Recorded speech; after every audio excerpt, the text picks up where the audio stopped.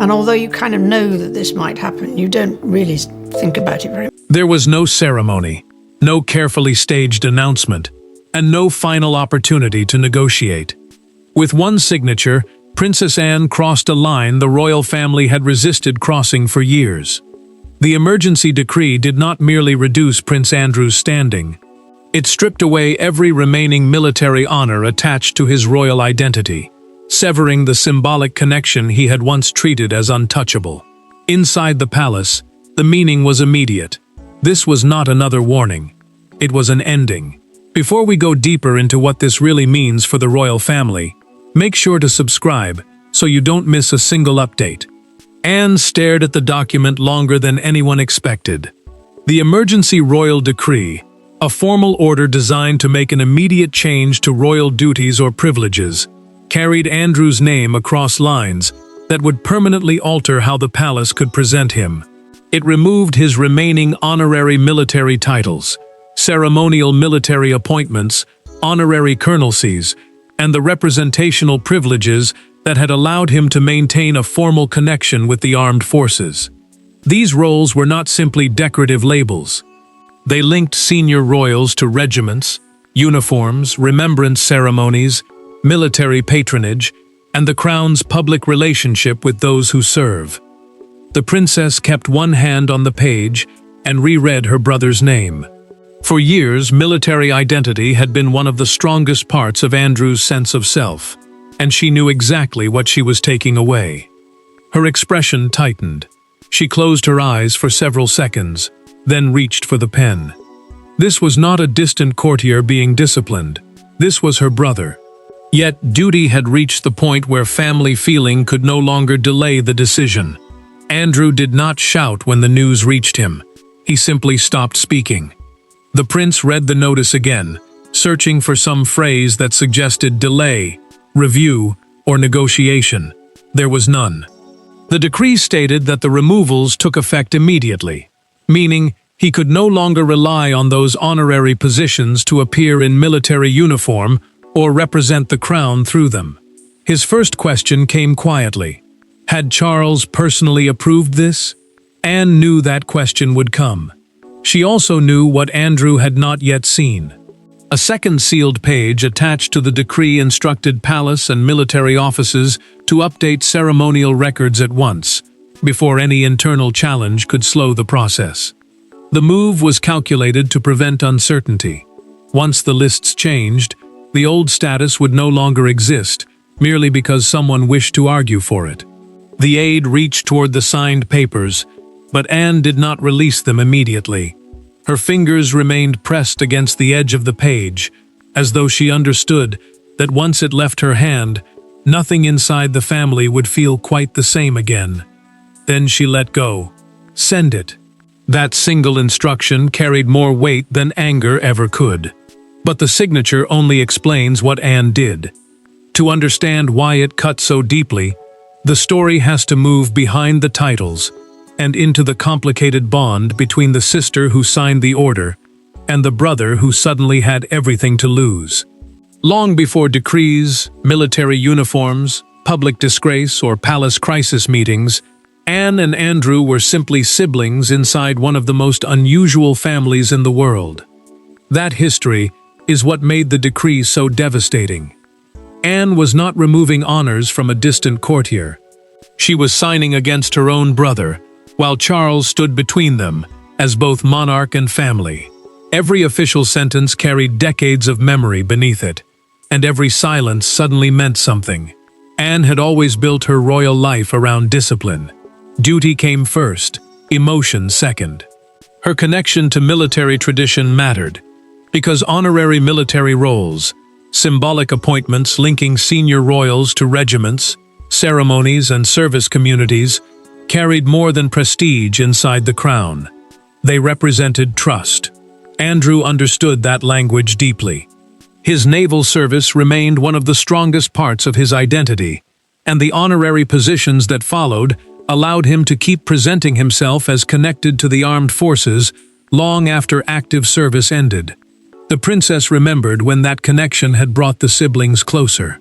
Andrew could speak about ships, uniforms, duty, and command with a confidence she recognized.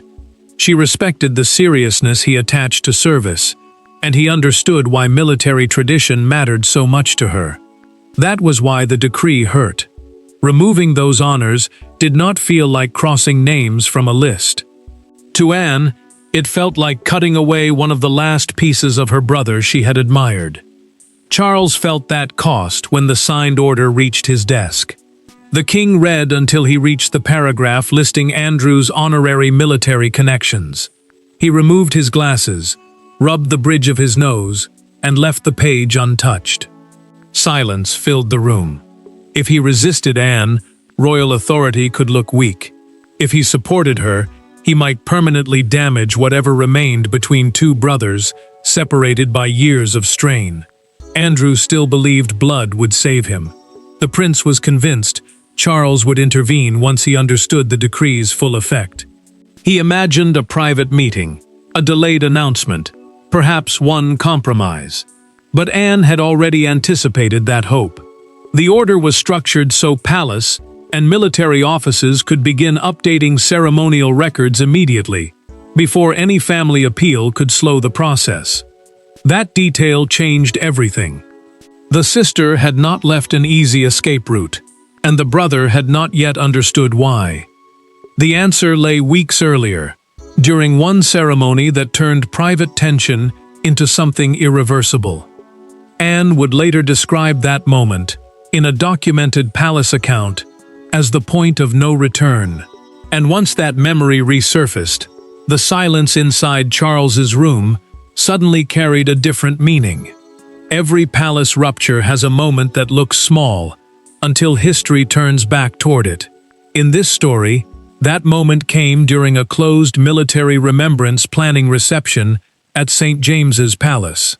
Andrew arrived expecting only a private family appearance. Instead, Anne watched him make one decision that convinced her he still believed military symbolism belonged to him by right. What followed lasted less than 10 minutes, but those 10 minutes changed everything. Andrew entered carrying more than resentment. The gathering had been arranged to finalize participation in an upcoming remembrance ceremony involving several regimental associations, groups that connect individual military units with their traditions, representatives, and ceremonial duties. He had been invited only as a private member of the family. The message had been clear: no formal military role, no honorary insignia, and no appearance suggesting that he still represented a regiment through the crown. The prince ignored that boundary. He arrived with a prepared ceremonial uniform jacket, displaying insignia tied to one of his former honorary military connections. An aide questioned why it had been brought into the reception. Andrew answered without hesitation.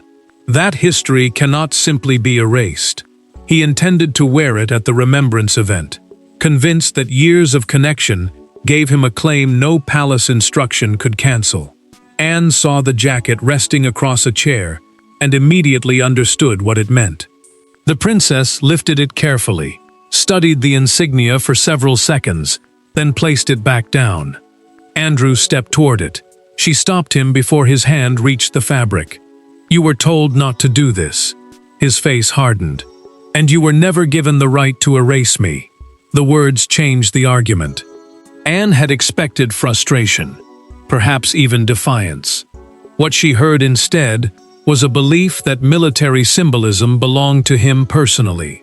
Andrew saw her objection as humiliation. He accused his sister of treating him like an outsider inside his own family, while she struggled to keep her anger controlled.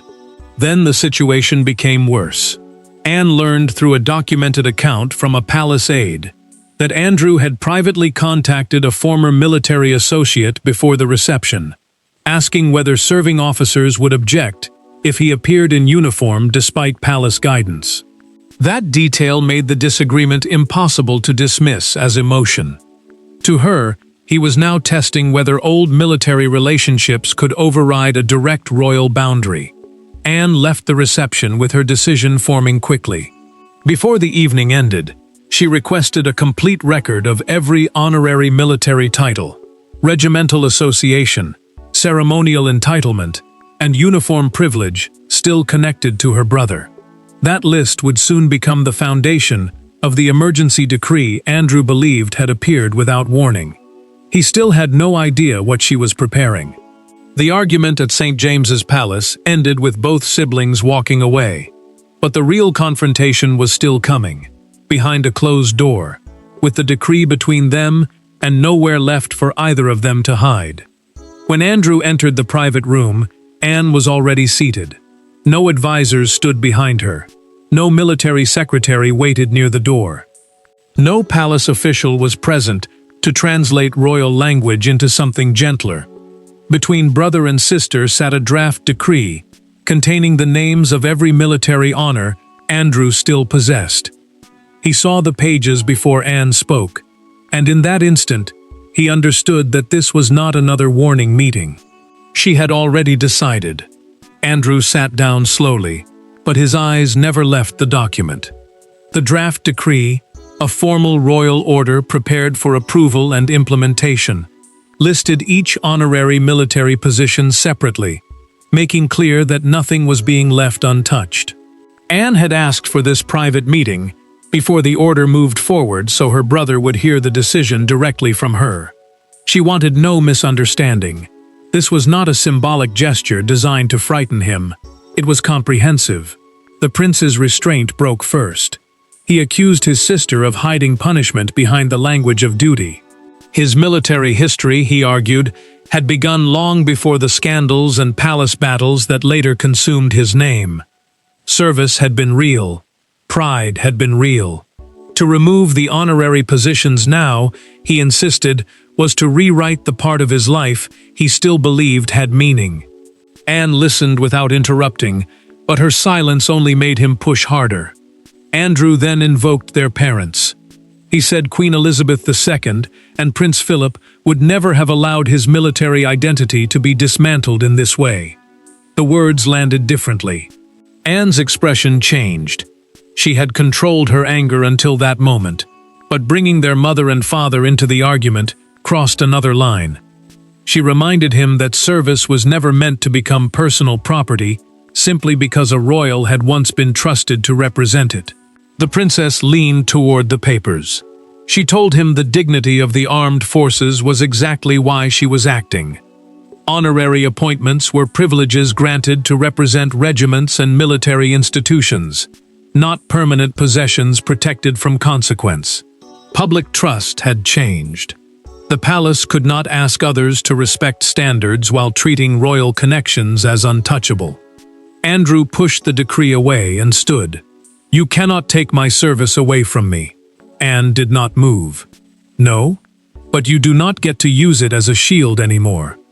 The room went still. The prince demanded that Charles stop her. Anne answered with the one fact he had been hoping not to hear. The king already knew what the decree contained, and he had not ordered her to withdraw it. Andrew stared at her, then closed the door hard behind him. He left believing Charles was now his only path back. What he had not yet understood was that Anne had already moved the crisis beyond a family argument and into the machinery of royal authority. Royal power rarely announces itself with raised voices. Sometimes it arrives through carefully worded paragraphs, sealed correspondence, and officials quietly changing lists before the person affected even realizes the system has moved. Anne's signature mattered because she understood exactly where symbolism ended and institutional authority began. Yet the most important person now was not a lawyer, a military secretary, or a courtier. It was Charles, sitting alone with a choice he had postponed for too long. Charles knew the decree could only become truly final if every part of the system moved together. Honorary military appointments depend on royal approval, recognition from the armed forces, ceremonial rules, and the authority of the monarch, meaning one signature alone could not carry the entire burden. Anne had built the order carefully, so each channel would move in step. Palace advisors were already preparing to remove Andrew's name from ceremonial planning papers, regimental representation lists, uniform permissions, and official royal military references. The king read those changes with a heaviness he could not hide. He was not looking at an abstract problem anymore. He was looking at his brother's name disappearing line by line. Yet Charles also understood the cost of hesitation. If the crown kept creating exceptions for family, then every public promise about standards would begin to sound hollow.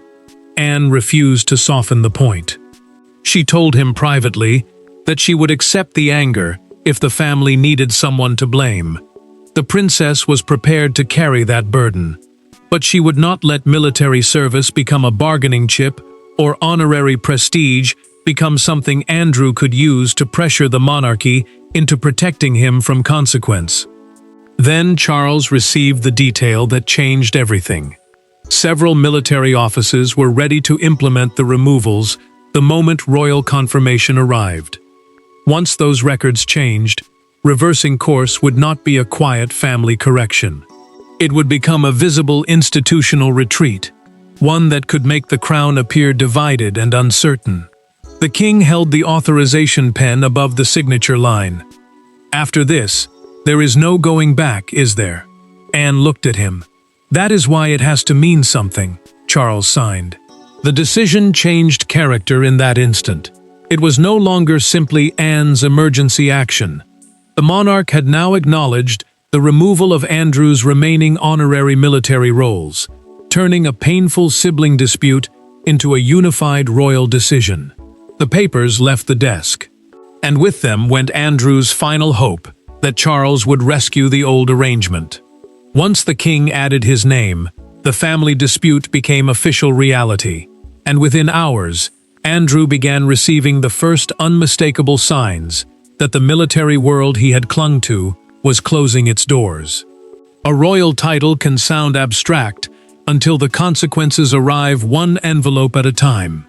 For Andrew, the decree became real not when Anne signed it, but when familiar symbols started disappearing from his life. A military invitation was withdrawn. A ceremonial listing was changed. A uniform he once believed represented permanent service suddenly became something he could no longer wear in an official royal capacity. The punishment had moved from paper into everyday reality, and there was nowhere left to pretend nothing had changed. Andrew received the revised ceremonial briefing without comment.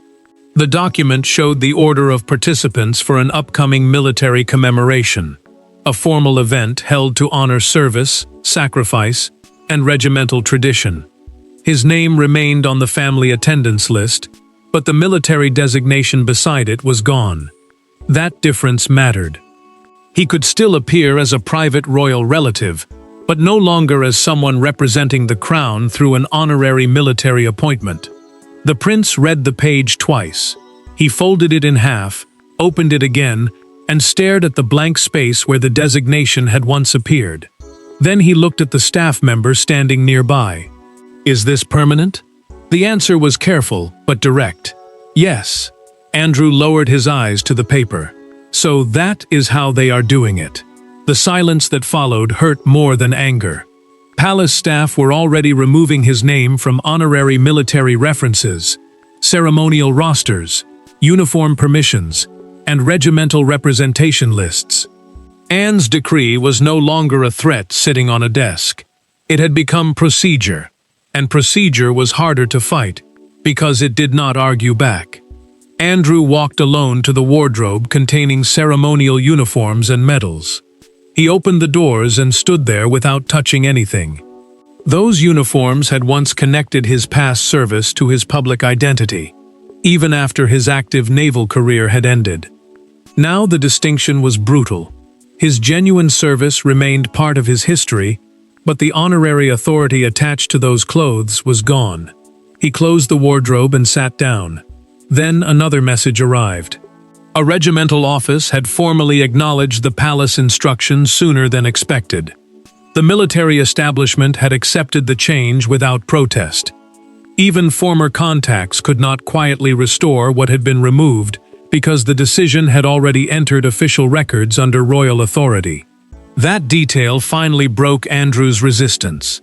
The prince stopped asking how the decree could be reversed. Instead, he requested a private meeting with Charles. Not to save the titles, not to demand another delay. He wanted one answer from his brother. Why had the king finally allowed the last military symbols of his old life to disappear? The anger was beginning to give way to something more dangerous and more honest, the realization that the decision was final. That was the emotional state Andrew carried into the private meeting with Charles that would change the meaning of the entire crisis. There were no secretaries in the room when Andrew finally sat across from Charles. No papers needed signing. No uniforms were present. No advisors could interrupt. For the first time since the crisis began, the two brothers were forced to speak, without the monarchy standing between them as a shield. Andrew expected another explanation about duty and reputation. Instead, Charles gave him something far harder to dismiss: the truth about why he had stopped protecting the old arrangement. Andrew had asked for the meeting only after every formal route had closed. The decree was already in force, meaning the order had moved beyond discussion and into official effect. Charles agreed to see him on one condition: no aides, no advisors, no one else in the room. This would not be another procedural meeting about documents or ceremonial rules. It would be a conversation between brothers. The prince spoke first. He told Charles that the family had reduced his entire life to the years everyone wanted to condemn. His naval service, he said, had been real. The discipline, the danger, the pride, none of that had been invented by palace titles. Andrew believed those military connections were the last part of his identity that could survive everything else, and now even that had been taken from him. Charles did not dismiss the pain. The king told him plainly that genuine service could not be erased, but honorary positions were never personal possessions. They were appointments held in trust, granted so a royal could represent institutions larger than himself. He admitted something harder after that. He had delayed acting because he feared removing those symbols would destroy what remained of their relationship. Andrew looked at him differently then. The king revealed, during that private conversation, that Anne had not forced his hand. She had presented the decree, but the final decision not to overturn it was his own. Charles knew that rescuing his brother would mean asking the crown to protect family loyalty above the standards it expected everyone else to respect. "Was there ever anything I could have said to stop it?" Andrew asked. Charles waited. "Not by the time the decree reached me." Neither man spoke for several seconds. The prince finally asked the question he had avoided from the beginning. Was there any path back to public military representation? Any future ceremony? Any restored honorary role? The answer was final. Andrew did not storm out. He did not threaten another appeal. Instead, he looked at his brother and asked, "What happens now?" That quiet question marked the first real acceptance of what Anne's decree had done.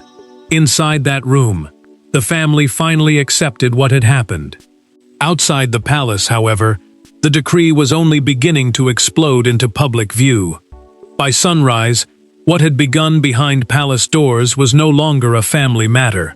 The decree dominated television bulletins, radio discussions, newspaper stands, and conversations outside royal residences. Yet one image captured the entire crisis more powerfully than any constitutional explanation could. Andrew's photograph beside a row of military insignia under a giant front-page headline, declaring that his final honorary commands were gone. For the public, the symbolism was brutally simple. A royal uniform had become a line the monarchy was finally willing to police. Anne watched the morning coverage in silence. Palace confirmation had turned the private decision into a national story, and broadcasters were now explaining the scale of the removal in plain terms. Andrew's genuine naval service remained part of his personal history, But honorary royal military roles were crown appointments, meaning symbolic positions granted through royal authority rather than permanent military ownership. That distinction mattered, because the decree was not erasing what he had once done. It was ending what he was still allowed to represent. The princess did not celebrate. She listened as presenters described the decision as firm, historic, and uncompromising. But she heard something different beneath those words. She heard the humiliation of her younger brother. She heard the finality of a choice that could never be softened by family memory. When a presenter began reading the full list of removed positions, Anne lowered the television volume, but did not look away. At least no one can misunderstand it now. Charles felt no triumph either.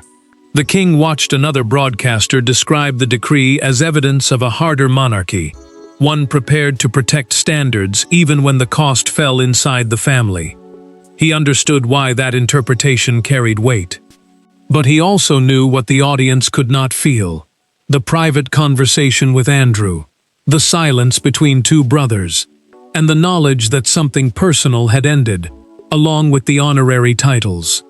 Outside Buckingham Palace, the story became even more visible.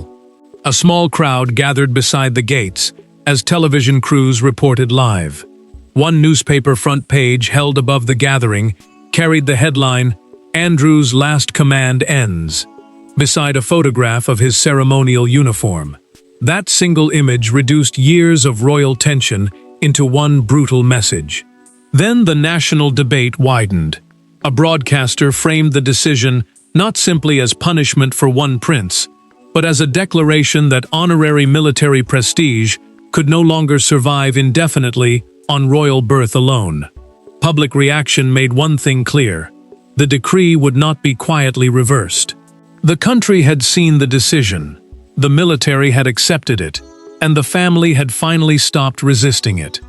What remained was not another battle, but a final reckoning over what Anne's signature had truly accomplished. In the end, Anne's decree did more than remove names from military lists. It forced the royal family to confront a question it had avoided for years. Where does family loyalty end when royal privilege begins damaging the meaning of service itself? Andrew lost symbols that had defined him for decades. Charles lost the luxury of postponing a painful decision. Anne lost the possibility of pretending brotherhood and duty would never collide. Yet from that collision came a verdict: the monarchy could no longer escape. Andrew understood the finality before anyone needed to explain it again. His genuine naval service remained part of his history, and the medals he had legitimately earned through service could not be erased. But honorary military appointments were different. They were positions granted through royal authority, so members of the family could represent military institutions, and every remaining role of that kind had now been permanently removed. The prince returned once more to the ceremonial uniform that had become the center of the conflict. He looked at it without anger. There was no appeal left to make, and no private route back through the palace. Andrew did not remove the uniform from storage. Instead, he closed the wardrobe and turned the key, accepting that the past still belonged to him, even though the authority attached to it no longer did. Anne felt no victory in that outcome. The princess had protected what she believed military honor was supposed to represent, but the cost was deeply personal. She had hurt someone she had known all her life, and no official language could make that painless. Her resolution came from accepting something harder. Duty sometimes demands decisions that bring no satisfaction at all. Charles made the final boundary unmistakable inside the family. The king stated that the decree would not be revisited during his reign.